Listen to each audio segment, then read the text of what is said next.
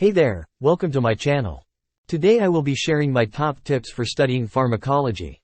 Pharmacology can be a very difficult subject to study, and occasionally your preferred study strategy won't inspire you to open up a book. With a lot of complicated drug names, doses, side effects, interactions, classifications, and more, it's scary to think you'll have to remember them all. But, in reality, there's no need to worry, it's not as scary as you think. Some tips for memorizing medications for pharmacology are covered in this lecture. Start with drug classes before specific medications. To remember ACE inhibitors, memorize the suffix pril. For example, lisino plus pril equals lisinopril. Another example, capto plus pril equals captopril. Since there are tons of medications out there, we recommend breaking down your drug list by class.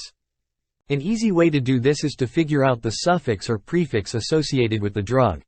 The purpose of mnemonics is to assist you in storing knowledge in your long-term memory so you will recall it when needed.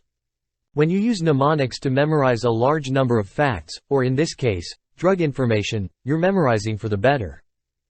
Lidocaine toxicity in words, SAMS.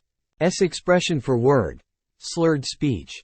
A expression for the word, altered central nervous system. M expression for word, muscle twitching. S expression for word, seizures. It's likely that you will be questioned about certain unusual drug side effects during an exam, so pay close attention to these. Let's see another example. Although such acronyms can work well, you can make them work better using the concrete associations we've been discussing. Take liver damage, for example. It is an acronym word for diclofenac, acetaminophen, amiodarone, methotrexate, Augmentin, Graves' disease agents such as propylthiouracil, nevirapine and nifazodone. From there, you just need to add more images for each part of the acronym. Since D is diclofenac, you could imagine someone or, ideally, someone with a name that starts with D. Another example is remembering the medications for the exam through a story. It helps you give it a sense of the real story. For example, high furosemide here. Lasix to some of you. I may look weak, man, but I can hang around in your body for 6 hours. Also, I can cause many side effects for you, such as ototoxicity, hypokalemia, and hyperuremia. Come up with inventive strategies to help you remember medications. As a result, you must memorize the names and side effects of hundreds of medications.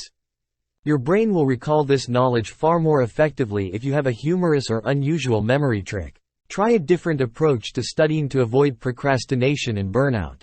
This might be anything from creating your own slideshow to organizing a study group. An example of this kind is, what might make someone faint? Dehydration, drugs or alcohol, low blood pressure, bradycardia, and as a result there is less blood flow to the brain. When you need to remember pharmacological information, all you need is the appropriate acronym, association, or image. Finally, I just wanted to say thank you for watching. I hope you enjoyed this video, and as always, check back for more. Take care, and good luck with studying.